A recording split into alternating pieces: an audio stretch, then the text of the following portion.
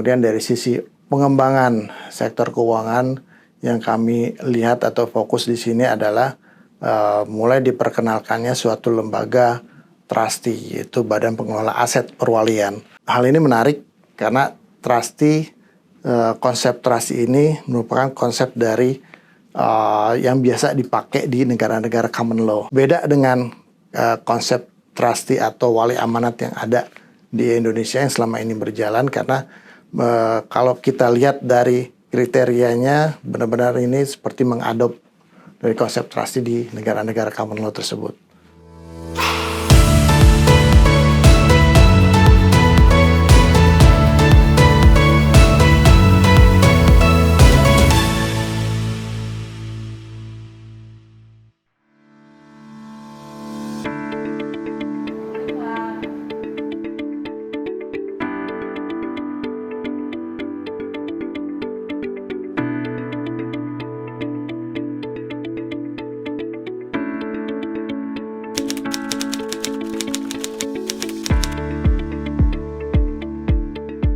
Iya, kami sebagai salah satu profesi penunjang, khususnya di pasar modal, memiliki fungsi yang sangat penting bagi proses IPO.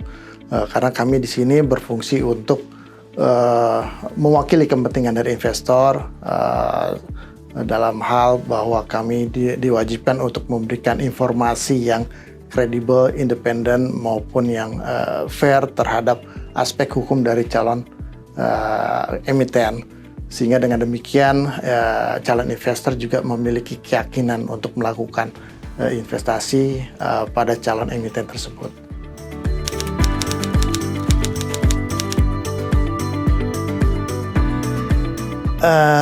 Kalau dari sisi proses IPO-nya, karena memang industri ini sudah secara regulasi memang sudah diatur, artinya bahwa secara proses tidak terlalu jauh beda, bahwa kita harus melakukan pemeriksaan hukum secara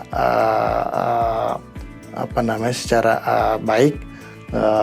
Itu juga tetap harus dilakukan walaupun dalam kondisi pandemi pada saat 2021 atau pada saat 2020 gitu. Tapi tetap hal itu dilakukan walaupun dilakukan secara virtual gitu. Tetapi memang pada tahun 2022 sudah mulai dilakukan pemeriksaan dilakukan secara hybrid ke tempat calon emiten, karena memang ada beberapa industri yang kita juga diharapkan dapat melakukan site visit sehingga mengetahui kondisi dari calon emiten tersebut.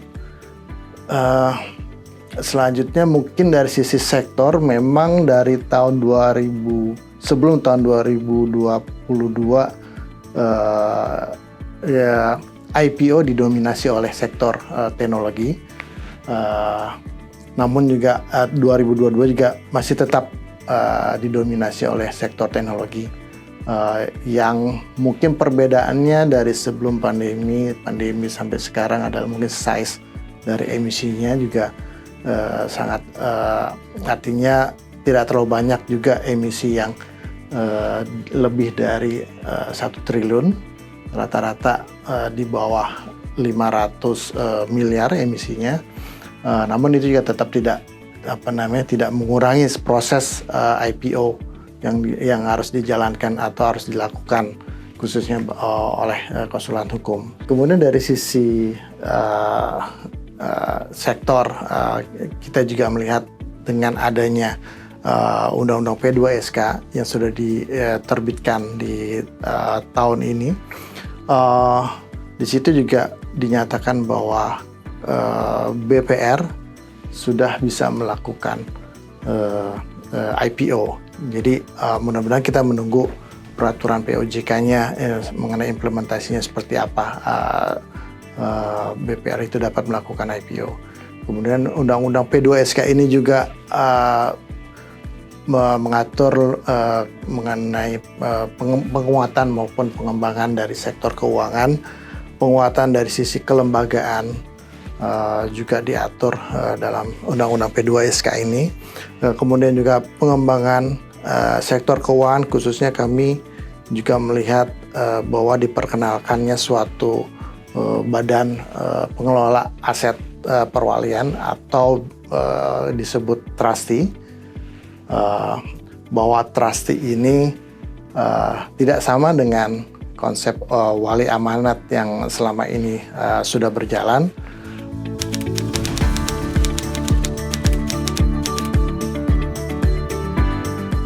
Ya, kami melihat mereview bahwa Undang-Undang P2SK ini memiliki tujuan untuk memperkuat dan mengembangkan sektor keuangan. Perkuatan dilakukan dengan perkuatan kelembagaan dari LPS, kemudian OJK, seperti itu. Bahwa nanti juga akan ada badan supervisi dari OJK. Kemudian dari sisi pengembangan sektor keuangan yang kami lihat atau fokus di sini adalah mulai diperkenalkannya suatu lembaga trustee, yaitu Badan Pengelola Aset Perwalian. Di situ di bab mengenai pengembangan pasar keuangan atau financial market, di mana diharapkan dari situ dana-dana yang dimiliki oleh private atau orang-orang private itu dapat disalurkan secara benar. Hal ini menarik karena trustee, konsep trustee ini merupakan konsep dari yang biasa dipakai di negara-negara common law seperti Inggris maupun US, seperti itu. Jadi beda dengan konsep trustee atau wali amanat yang ada di Indonesia yang selama ini berjalan, karena kalau kita lihat dari kriterianya benar-benar ini seperti mengadop dari konsep trustee di negara-negara common law tersebut.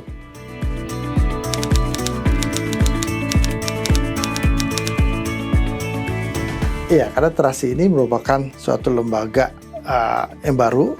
Trustee ini bukan seperti trust yang selama ini kita kenal melalui misalkan wali amanat, bahwa trustee ini memiliki kewenangan untuk mengelola aset dari pihak ketiga lain yang diserahkan kepada dia, sehingga beberapa poin yang harus diperhatikan dalam implementasi peraturan ini mengenai trust khususnya adalah pertama mengenai kompetensi dari trustee-nya, karena trustee ini dapat dilakukan oleh suatu badan hukum maupun individual. Yang menariknya adalah apabila hal ini dilakukan secara individual, seperti apa kompetensi yang harus dimiliki oleh individual tersebut? Apakah harus disamakan dengan penasihat investasi yang selama ini ada, atau seperti apa? Ataukah memang ada kewajiban untuk individual ini maupun badan hukum dalam bentuk trustee ini melakukan kerjasama dengan pihak manajer investasi yang sudah ada sekarang? Kemudian yang kedua adalah mengenai pihak pengguna dari jasa trust ini. Apakah nantinya trust ini dapat hanya digunakan oleh pihak Indonesia saja, WNI maupun entitas Indonesia, atau dapat juga digunakan oleh pihak asing, gitu ya. Konsekuensinya adalah pada saat trust ini digunakan oleh pihak asing, nah maka karena legal owner dari aset yang akan dikelola atau diinvestasikan ini dimiliki oleh trust dapat dianggap sebagai Indonesian participant. Walaupun di belakangnya sebenarnya ada pihak asing di situ sebagai beneficiary. Nah, apakah itu dapat digunakan atau disalahgunakan oleh pihak asing untuk melakukan investasi atau kepemilikan pada perusahaan yang sebenarnya tidak boleh dimiliki oleh asing atau memiliki keterbatasan kepemilikan asing, seperti itu.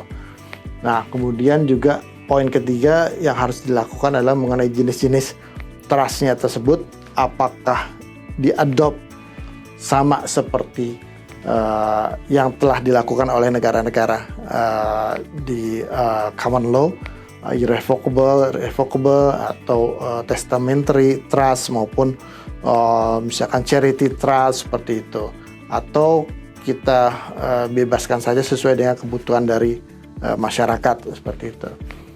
Kemudian juga poin ke-5 mengenai investasi, poin ke-4 mengenai kerahasiaan.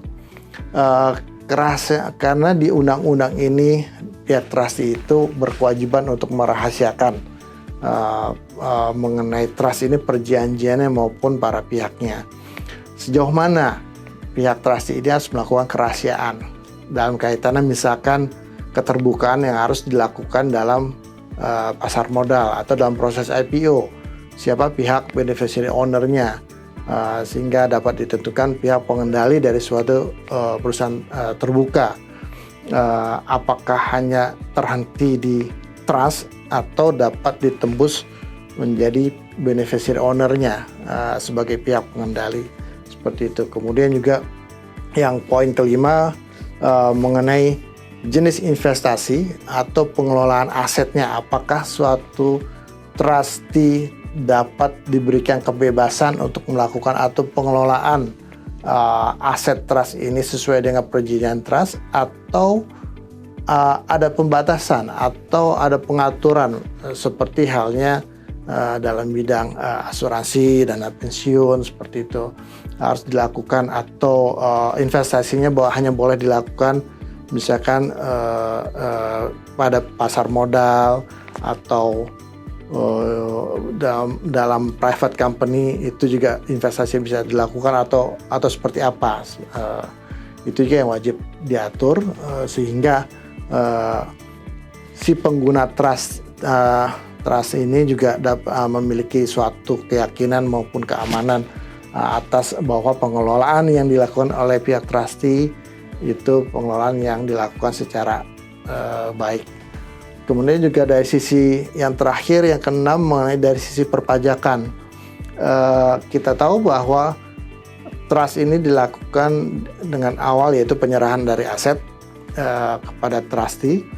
Penyerahan ini memiliki konsekuensi bahwa pihak trustee akan menjadi legal owner, bahwa dia secara hukum tercatat sebagai pemilik dari aset tersebut. Dengan adanya penyerahan ini artinya ada peralihan dari kepemilikan. Apakah hal ini merupakan subjek dari tax atau tidak? Kemudian juga pada saat trust berakhir di mana asetnya akan dikembalikan oleh pihak trustee kepada pihak settler atau si penyerah barang, apakah hal itu juga merupakan subjek dari tax? Nah, itu juga hal-hal tersebut yang harusnya sih sudah akan dipikirkan maupun ada dalam peraturan pelaksanaannya.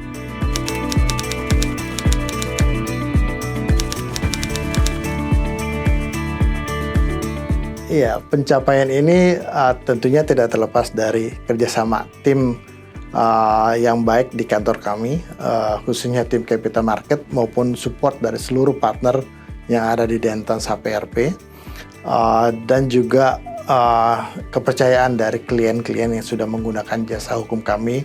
Dan untuk itu kami juga dalam kesempatan ini menyampaikan terima kasih kepada klien-klien kami, khususnya kepada hukum online yang sudah menyelenggarakan ajang ini. Kami apresiasi, sangat apresiasi, karena hal ini juga dapat memotivasi kami untuk melakukan hal yang lebih baik ke depannya.